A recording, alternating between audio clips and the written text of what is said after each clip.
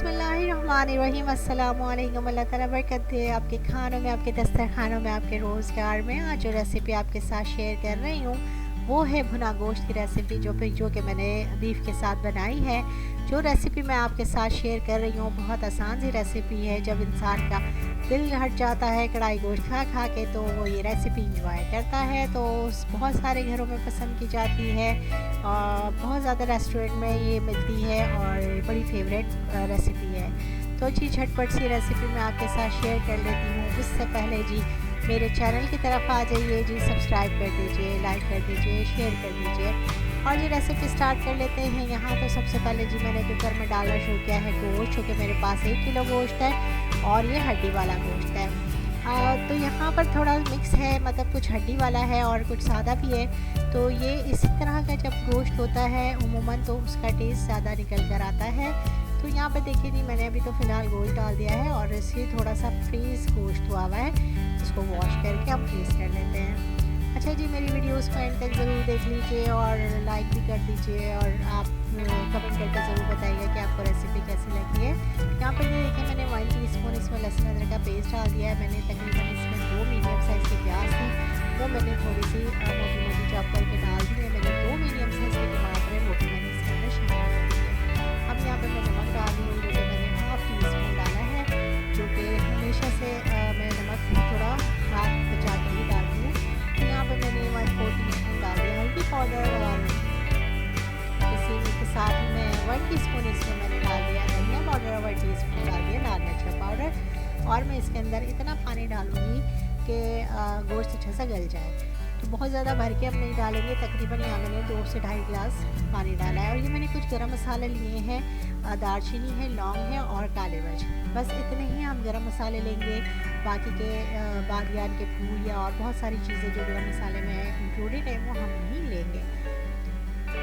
यहाँ पर जी अब थोड़ा सा मैं इसके अंदर जो है देखें थोड़ा मैंने पानी डाला है, इतना पानी डाला है कि गोश्त इसके अंदर डिप हो गया है। इससे ज़्यादा हम नहीं डालेंगे वरना फिर बहुत ज़्यादा हो जाएगा, क्योंकि वो प्याज और टमाटर ने भी अपना पानी छोड़ना होता है। तो बस इस तरह से हमने इसको इतना हमने डाल दिया है। तो थोड़ा सा पानी मैंने डाल दिया, तकरीबन मेरा ये 2.5 गिलास पानी मैंने इसके अंदर शामिल किया है। अच्छा जी, यहाँ पर अब मैं कुकर लगा रही हूँ। यहाँ पे कुकर में लगा के और इसको तकरीबन 12 से 15 मिनट में गोश्त गल जाएगा। तो उमूमन 15 मिनट नहीं होते, 12 मिनट में ही बड़ा बेहतरीन गोश्त गल जाता है। यहाँ जी देखें जी 12 मिनट के बाद जब मैंने गोश्त खोला है तो रखना इसका, तो ये इस तरह से हमारे पास शक्ल इसकी आ गई है। प्याज और टमाटर बहुत अच्छे से गल चुके हैं और गोश्त भी बहुत अच्छा गल गया है। अब ये थोड़ा सा इसमें से धुआं ख़त्म होता है तो फिर आपको इससे क्लियर पिक्चर नज़र आएगी। ये जी देखिए अब थोड़ा सा नॉर्मल हुआ है। देखिए हमने इतना मुनासिब पानी डाला था कि बस अब इसको मैं भूनूँगी तो हमें बहुत ज़्यादा देर तक भूनना नहीं पड़ेगा। तो इतना पानी हमारे लिए काफ़ी है। तो मैं जी अब फ्लेम को ऑन करूँगी और थोड़ा सा तेज़ कर दूँगी फ्लेम को, और क्या कहते हैं उसके साथ ही मैं इसको भूनूँगी। बाज़ार में भुना गोश्त का भी शायद पैकेट मिलता है, आप उससे भी बना सकते हैं, लेकिन मैंने ये जो घर के मसाले डाले हैं उससे बड़ा ज़बरदस्त ये बन जाता है। और ये देखिए मैं इसके अंदर तकरीबन हाफ कप से भी कम ऑयल मैंने लिया है और वो मैं इसके अंदर शामिल कर रही हूँ। तो क्योंकि बहुत ज़्यादा ऑयली हमें नहीं बनाना, हमें थोड़ा भुना रखना है, हमने रॉन्ग भी नहीं रखना। तो यहाँ पर जी मैं इसको अब भूनना शुरू कर रही हूँ। आहिस्ता आहिस्ता जी ये भूनता जा रहा है। देखिए इसका पानी हो गया ख़त्म। अच्छा जी अब ये जो है आज थोड़ा सा स्टोव का प्रॉब्लम हो रहा है, तो यहाँ पर मैंने जी इसको एडजस्ट कर लिया और मैं इसको भून रही हूँ। कोई इंग्रेडिएंट अगर मिस हो जाता है तो आप उसको डिस्क्रिप्शन बॉक्स से इजीली ले सकते हैं। और मेरे चैनल को आप सब्सक्राइब कर दीजिए और जिन्होंने नहीं किया वो कर दीजिए, और जिन्होंने कर लिया उनका बहुत बहुत शुक्रिया।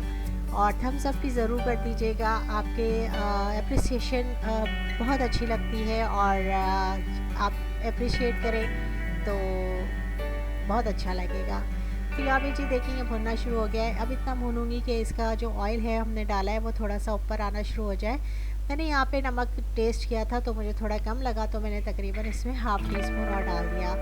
ये नमक डरते डरते ही डालती हूँ। और यहाँ पर जी मैंने 1 टीस्पून के करीब जो है गरम मसाला पाउडर है वो डाल दिया। हमने थोड़ा गरम मसाला साबुत भी डाला है और थोड़ा सा मैंने इसके अंदर पाउडर भी डाला है। तो ये बहुत मज़ेदार सा ये खाना बनेगा और सबको ही पसंद आएगा इंशाल्लाह ताला। आप इसको ट्राई करेंगे तो बड़ा लजीज सा और जल्द झटपट सा तैयार हो जाएगा, क्योंकि हमने सारे मसाले कुकर में डाल के ही गला लिए। अब यहाँ पे जी मैंने हरी मिर्च डाल दी है गार्निश के लिए, और अब जो है हरा धनिया, अदरक और इस तरह की चीज़ें आप डालें, गार्निश करें।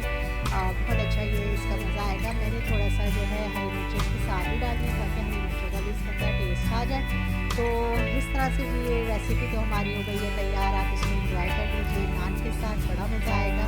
इसी तरह मेरी रेसिपीज़ को देखते रहिए। Thanks for watching. अल्लाह के बाद।